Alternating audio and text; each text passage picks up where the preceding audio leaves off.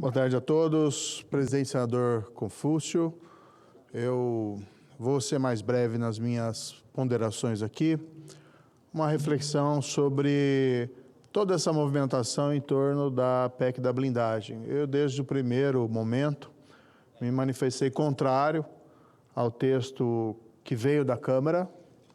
Inclusive, a minha esposa, a deputada federal Rosângela Moro, na Câmara, votou contra esse projeto. E, no fundo, o que eu sempre disse é que é um remédio errado para um problema real. Existe, de fato, um desrespeito crescente à imunidade material dos parlamentares, aquela imunidade que protege o parlamentar por seus votos, por suas palavras e por sua opinião.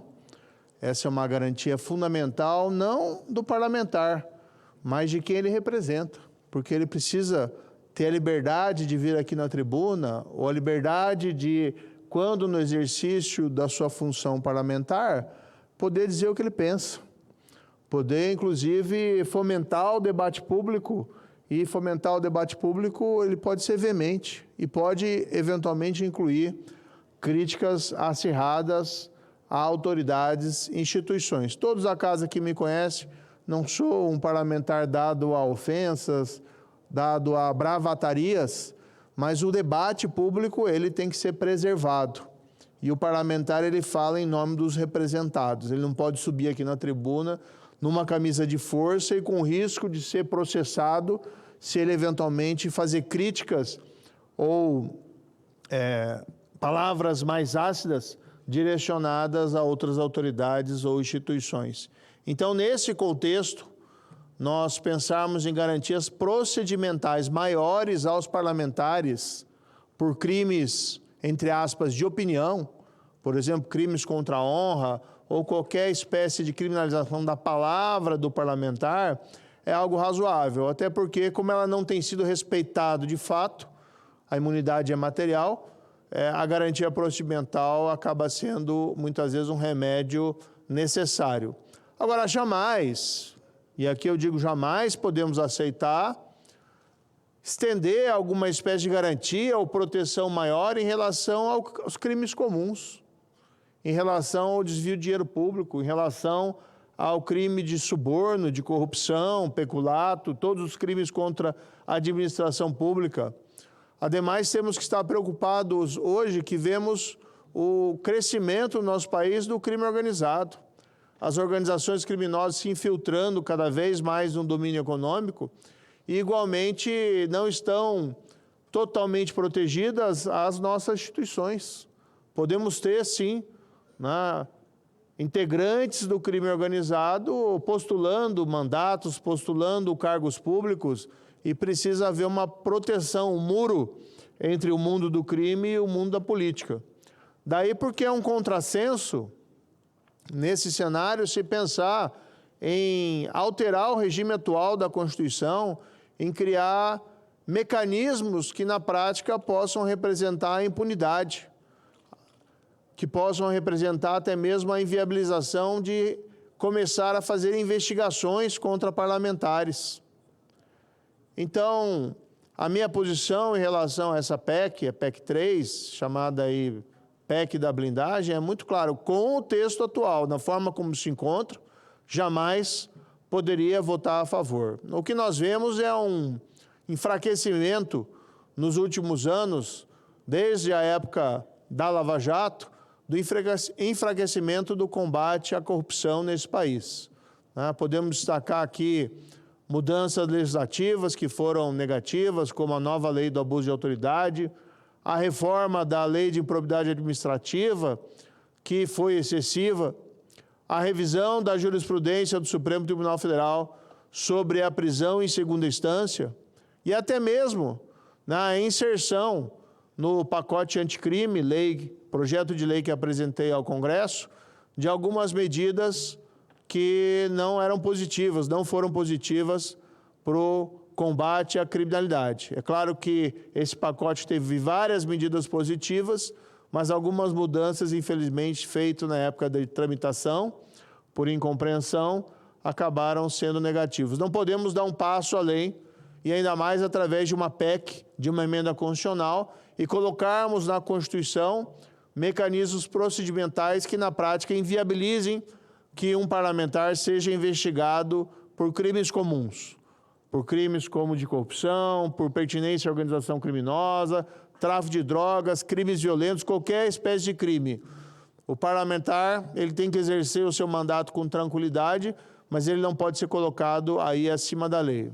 Agora, não vejo desarrazoado, senador Confúcio, que pensemos em garantias procedimentais para a imunidade material. E aqui em relação a imputações específicas, como, por exemplo, imputações de crimes contra a honra, porque aí sim proteger o parlamentar contra o desrespeito à imunidade material é algo que se justifica. Vamos pensar em soluções, se é possível aproveitar essa PEC para eventualmente fazer alterações profundas que deixem claro um duplo padrão. Vedar, sim, a criminalização da opinião do parlamentar, mas jamais abrir uma porta para a imunidade, para a impunidade para crimes comuns.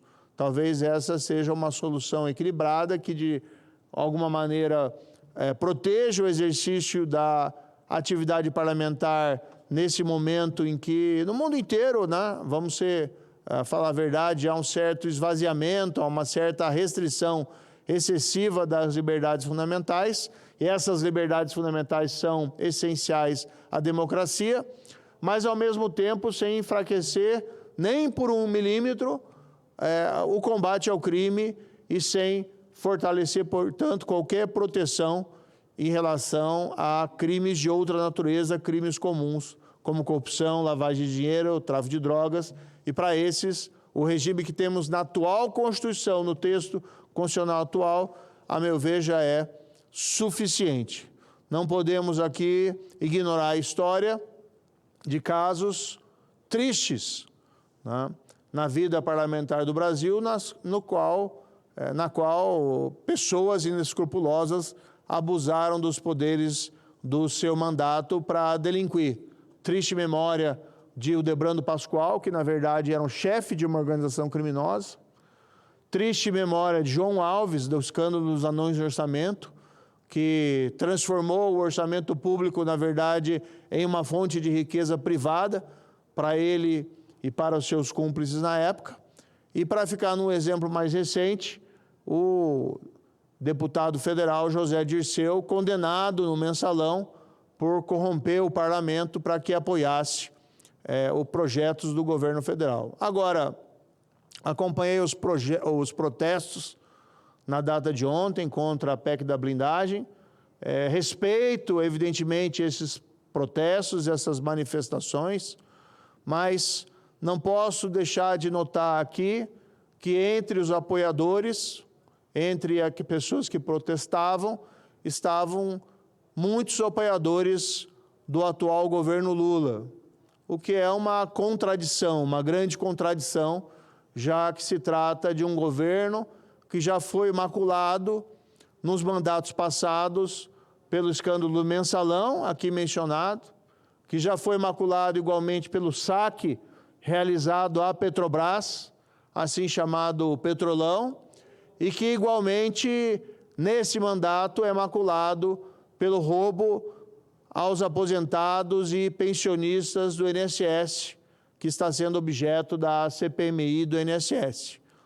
Como já foi amplamente divulgado, há suspeitas fundadas de que altos funcionários do INSS, nomeados pela atual gestão, pelo governo Lula, teriam recebido suborno de associações beneficiadas por esses descontos fraudulentos.